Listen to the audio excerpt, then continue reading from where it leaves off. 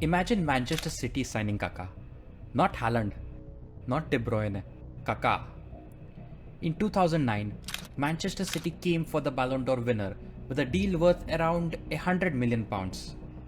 It would have shattered the transfer record, and for a brief moment, it looked like as if Kaka was actually going to go to Manchester. But then Milan fans decided that they weren't going to let it happen. January of 2009, Manchester City had just been transformed by their new billionaire owner. So they wanted the biggest statement possible. So they targeted one of the biggest stars in world football, Ricardo Kaká. So he was 26 years old, a Ballon d'Or winner, a Champions League winner, and the face of AC Milan. City weren't interested in making a normal offer. They wanted to make history. Reports at that time put the proposed deal at somewhere between £90 million and over £100 million, depending on how the package was calculated. But the exact numbers almost didn't matter. The message was clear. Manchester City were willing to spend an extraordinary amount of money to get Kaká, and Milan were prepared to listen. But there was one problem. Kaká had not agreed. The Brazilian superstar suddenly found himself at the center of the biggest transfer story in football.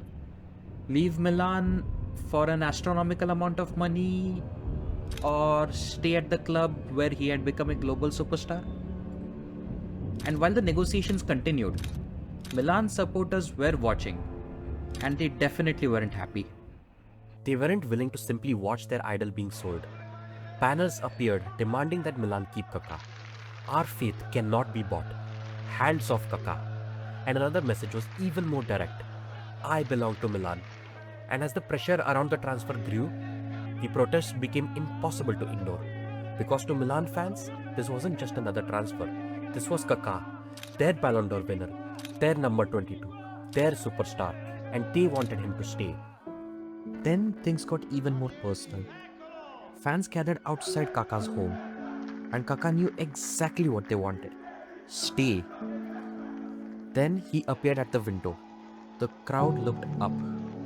Kaká pointed towards his heart. A simple gesture, but everyone understood what it meant. He wasn't choosing the money, he was choosing Milan. Manchester City had offered an enormous amount of money, but Kaká said no. He stayed at Milan. And the transfer that could have completely changed the direction of football had collapsed. Kaká later made it clear that his relationship with Milan and the affection of the supporters mattered enormously in his decision. For Manchester City, it was a spectacular failure. But here's where the story gets interesting. Because this wasn't the end of Kaká's story. It was just the beginning of another chapter. Just a few months later, Kaká left Milan anyways. But he didn't go to Manchester City. He went to Real Madrid.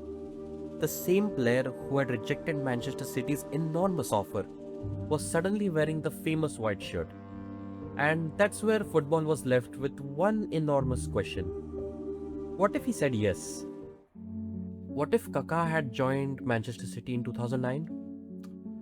Would City have become a European powerhouse even earlier? Would Kaká have become the face of Premier League? Would his presence have changed the players City attracted? And most importantly, would Manchester City have become the club we know today, even faster? We never know. But there's one thing we do know. Manchester City eventually became one of the most powerful clubs in world football. And Kaká, he became one of football's most fascinating what-ifs.